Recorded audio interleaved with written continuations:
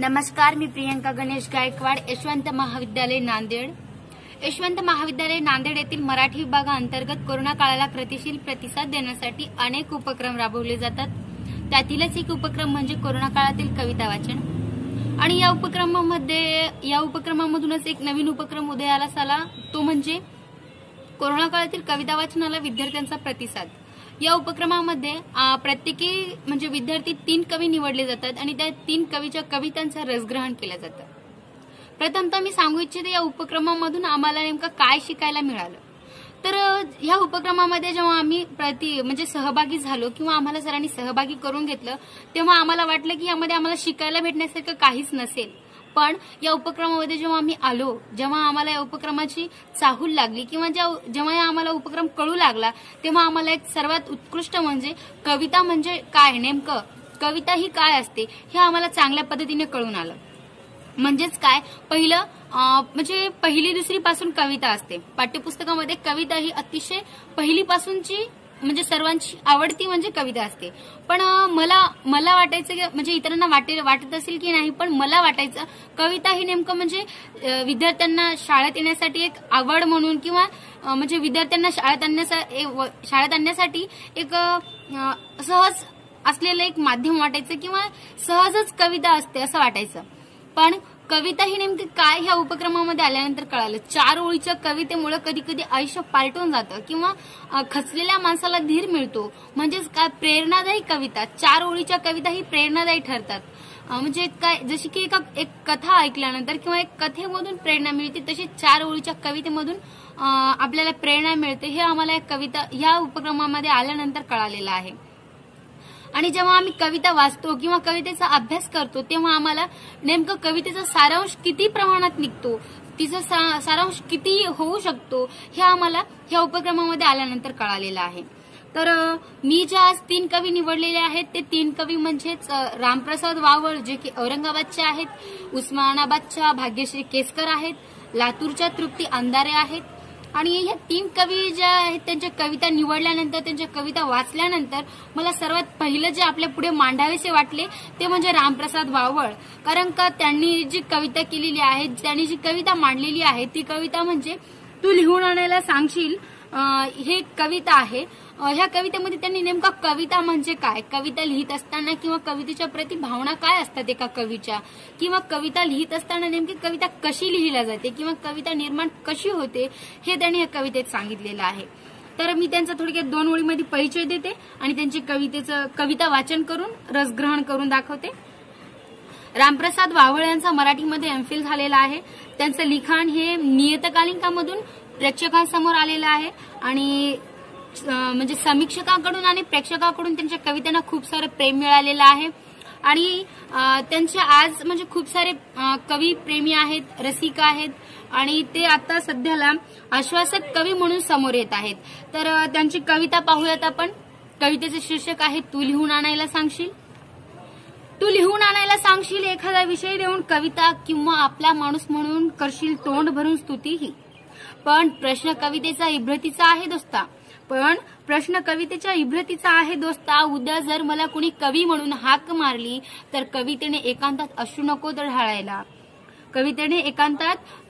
ढाळायला साधारणपणे ही भूमिका घेऊन, हा दृष्टिकोन ठेवून किंवा कवितेच्या प्रति भावना घेऊन कविता लिहिणारे कवी म्हणजे रामप्रसाद वावळ आहेत. कवी काय म्हणतायत की कविता लिहून आणण्यासाठी एखाद्याने विषय दिला किंवा स्तुती केली तर कविता निर्माण होत नाही. कारण का, आपण जी कविता लिहितो त्या कवितेच्या इब्रतीचा प्रश्न असतो.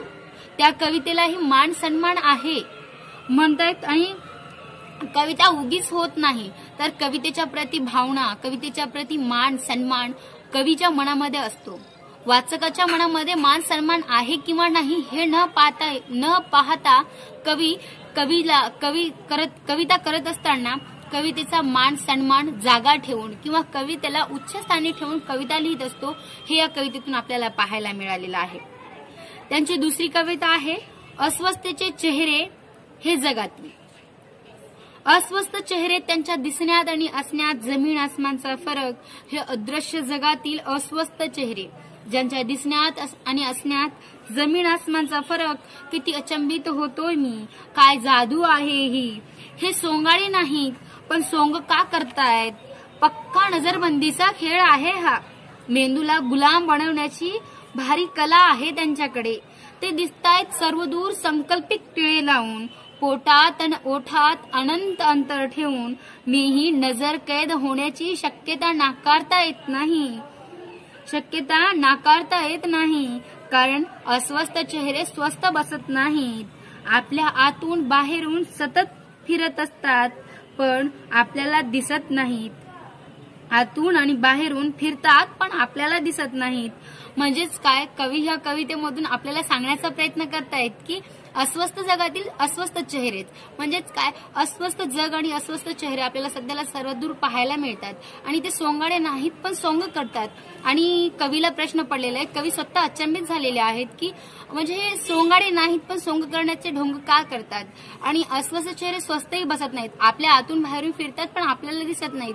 म्हणजे हे नेमका खेळ काय चालू आहे. माणूस आज घडीला स्वतःशीच खेळ खेळतोय आणि स्वतःशीच ढोंग करतोय, हे या कवितेतून सांगायचंय.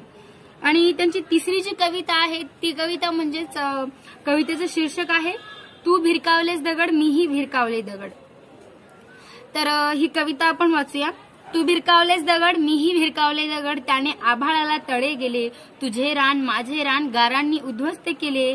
तू पेटविलेस बाण मीही पेटविले बाण, आग पाताळाला गेली, तुझ्या माझ्या मातीची कूस जळून खाक झाली. शेवटी तू तरफडून मेलास मीही तरफडून मेलो, राणाचे समशान झाले, तुझ्या माझ्या राखेने हे शिव अंधुक झाले. मित्रांनो, रामप्रसाद वावळे यांची ही जी कविता आहे, ह्या कवितेमध्ये त्यांनी सांगितलेले सध्या जगामध्ये स्पर्धेचे युग आहे आणि स्पर्धेच्या युगामध्ये माणूस जगत असताना स्पर्धेला हे स्पर्धेप्रमाणे नाही तर एका युद्धाप्रमाणे लढत आहे. म्हणजेच काय, एखाद्या स्पर्धकाने 2 ओळी काय बोलल्या तर आपण 3 ओळी बोलल्याच पाहिजे, अशी माणसाची भावना झालेली आहे. तर कवी म्हणतायत की दोघांच्याही बोलण्याने आग पेटते. म्हणजे त्याचं चांगलं उदाहरण दिलेलं आहे. इथं उपमात्मक कविता लिहिलेली आहे आणि ती म्हणजेच काय, एकमेकाच्या बोलण्याने किंवा एकमेकाच्या दगड भिरकावण्याने आग पातळाला चाललेली आहे. म्हणजेच काय, माणूस हा म्हणजे शांततेच्या मार्गावर जाण्याऐवजी कुठेतरी जाळपोळीच्या मारामारीच्या वाटेवर जात आहे आणि स्वतःचं आयुष्य उद्ध्वस्त करून घेत आहे. आणि स्वतःचं आयुष्य उद्ध्वस्त करत असताना हे सारं विश्व अंधुक होत आहे. म्हणजेच काय, साऱ्या विश्वामध्ये सगळीकडे जाळपोळ किंवा आंदोलने चालू आहेत आणि यामधून सर्वांचं मानवाचंच नुकसान होत आहे, हे या कवितेमधून सांगायचे. आणि शेवटी रामप्रसाद वावळे यांनी एक चारोळी इथे सांगितलेली आहे. ती चारोळी म्हणजे, मनाच्या कोवळेला पहाटेचा लळा, साखर झोपेत स्वप्नांचा मळा, उजळण्याआधी अंधाराला घट्ट मिठी, मनातल्या मोराची थुईथुई परिस्थिती, आता सगळी संपूर्ण जावीत, मनातली अधिनियुक्त, तुला मला बोलवतोय संवेद संबुद्ध. म्हणजेच काय मित्रांनो, रामप्रसाद वावळ म्हणतायत की म्हणजे त्यांनी सांगितलेलं आहे की जगामध्ये भारताला शांततेचा देश म्हणून ओळखलं जातं. कारण का भारतामध्ये भारताचं ब्रीदवाक्य आहे, आम्हाला म्हणजे बुद्ध हवेत, आम्हाला शांतता हवी आहे, आम्हाला युद्ध नको बुद्ध हवेत, हे आपल्या भारताचं ब्रीदवाक्य असल्यासारखं आहे, जगामध्ये प्रचलित आहे. म्हणून शेवटी रामप्रसाद वावळे यांनी आपल्याला पुन्हा एकदा संवेद संबुद्धाची आठवण करून दिलेली आहे आणि ते सांगतायत की तुम्हाला मला सर्वांना संवेद संबुद्ध बोलवत आहेत. म्हणजेच काय, शांततेच्या मार्गावर नेण्याचा प्रयत्न करत आहेत. रामप्रसाद वावळे यांच्या ह्या चारोळीमधूनही जगाला हाच संदेश जातो की शांतता हे सर्वात उत्कृष्ट मार्ग आहे. कोणत्याही कारणाला शांतता ही सर्वात रामबाण उपाय आहे, हे रामप्रसाद वावळे यांनी सांगितलेलं आहे. माझे पुढील कवयित्री भाग्यश्री केसकर, ज्या की कवयित्री आहेत उस्मानाबादच्या, त्यांचा थोडासा परिचय देते. शासकीय आयुर्वेद महाविद्यालयामध्ये अधिपरिचारिका म्हणून आहेत.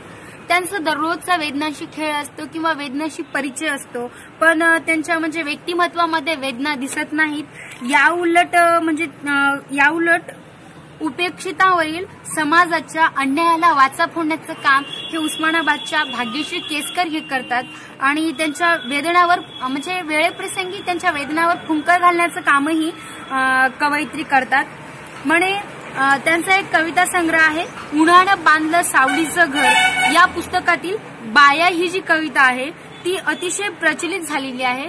त्या कवितेला समीक्षक आणि वाचकांकडून लक्ष वेधून घेण्यासारखे प्रेम मिळालेलं आहे. आणि त्यांची जी कविता आहे ती डॉक्टर म्हणजे सुप्रसिद्ध डॉक्टर यशवंत मनोहर यांनी निवडलेल्या दीक्षाभूमीच्या कविता या संग्रहामध्ये त्यांची कविता ही समाविष्ट आहे.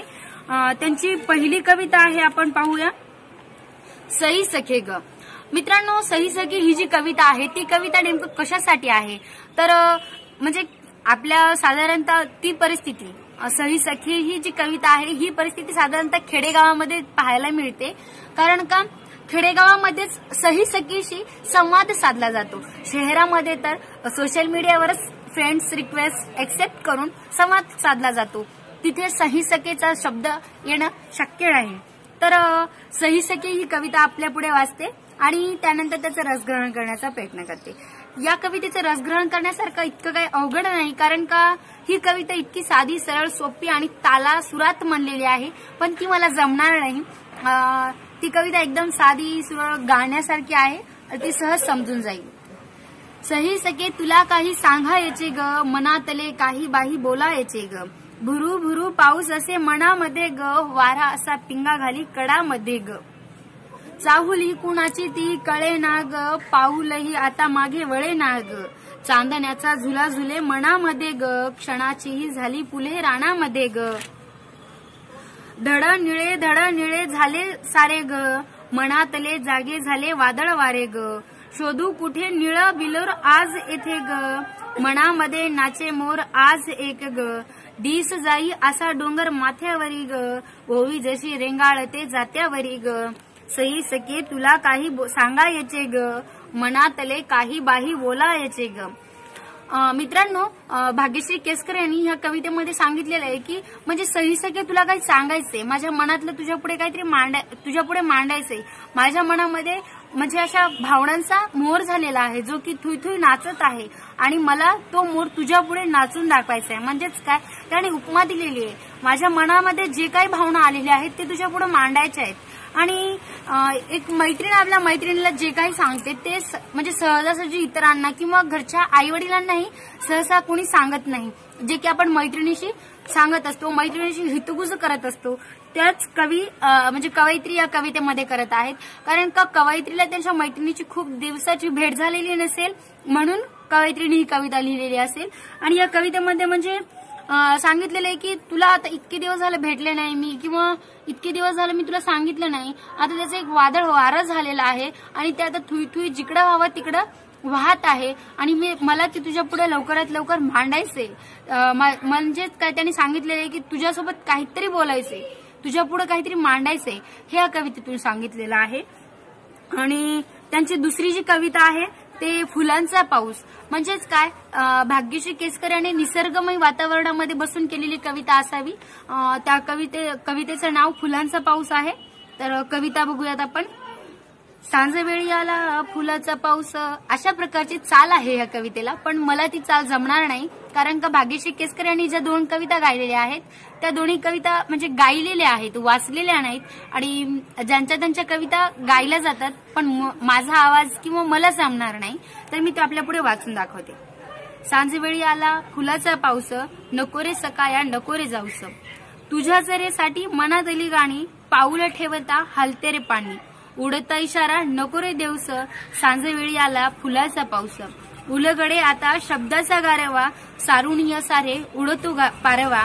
मनात मवळ नको रे ठेऊस, सांजवेळी आला फुलांचा पाऊस. प्राजक्त हसतो फुलते हे मन, माझे संगे आता हालते हे राण. संगे चांदण्याच्या नको रे राहूस, सांजवेळी आला फुलांचा पाऊस. झाल्या साऱ्या सावल्या कोवळ्या, सांजवेळी झाल्या रे सावळ्या. अंधाराचा भार नको रे घेऊस, सांजवेळी आला फुलांचा पाऊस. नभ झुकरे रे ओलांडता शिव, तिळ तिळ होई असा मग जीव. आसवांचा साज नको रे देऊस, सांज वेळी आला फुलांचा पाऊस. थवे पाखरांचे उडून या जाती, दगडाला नव्या भिडून या येती. फिरून या पुन्हा नको रे जाऊस, सांज वेळी आला फुलांचा पाऊस.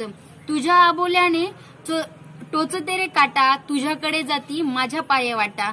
माझे गाव सारे नको रे नेऊस, सांजे वेळी आला फुलांचा पाऊस.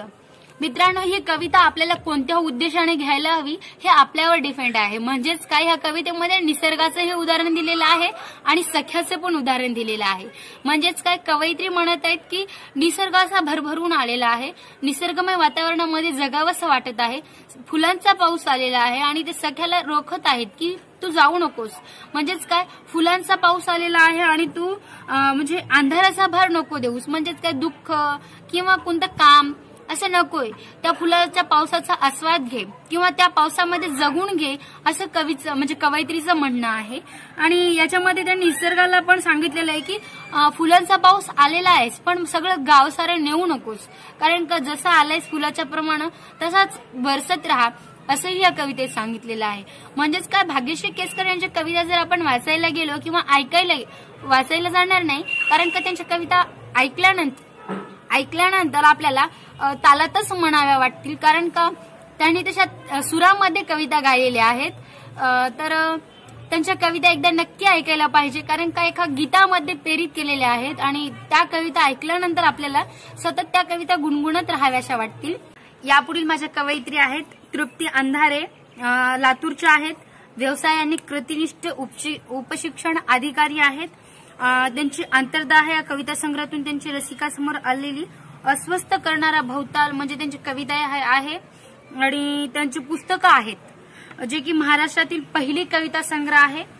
दप्तरातल्या कविता, प्रगतीचे पंख नवे, पिटुकल्या पिटुकल्या अशी त्यांचे कविता संग्रह आहेत आणि या कविता संग्रहातून त्यांच्या अनेक कविता रसिकांसमोर आलेल्या आहेत. त्यांना अनेक पुरस्कारही प्राप्त आहेत.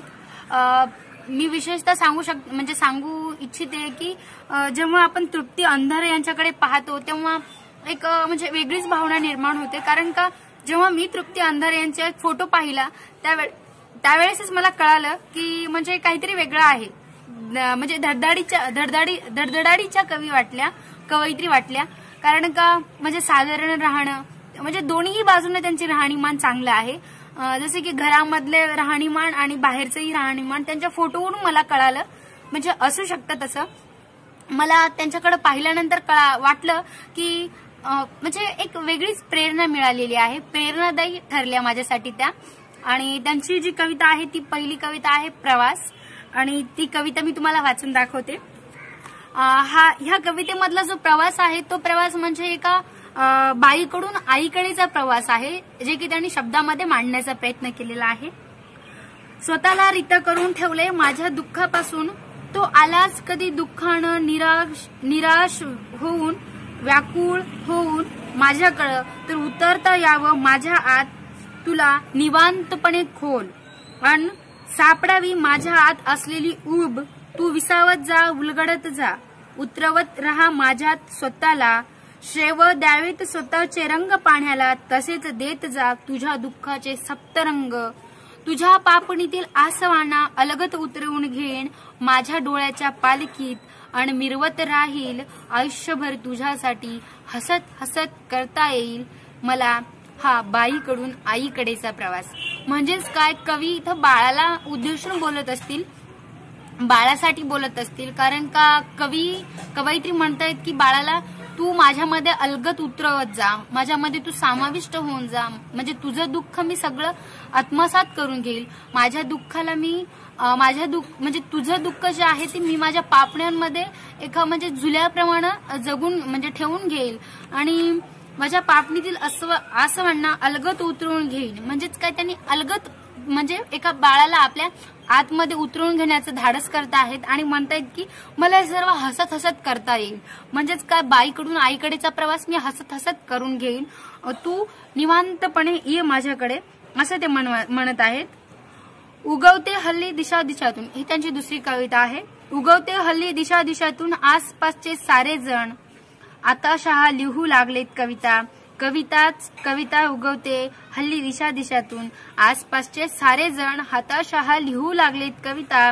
कविता असते वाऱ्याची, कविता असते आकाशातील ताऱ्याची, कविता असते जन्म देणाऱ्या माऊलीची.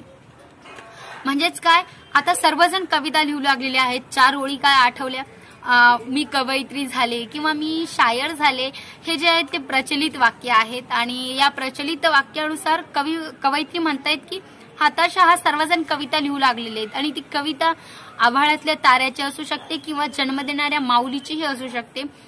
ही या कवितेतून कवयित्री सांगण्याचा प्रयत्न करत आहेत. यापुढील त्यांची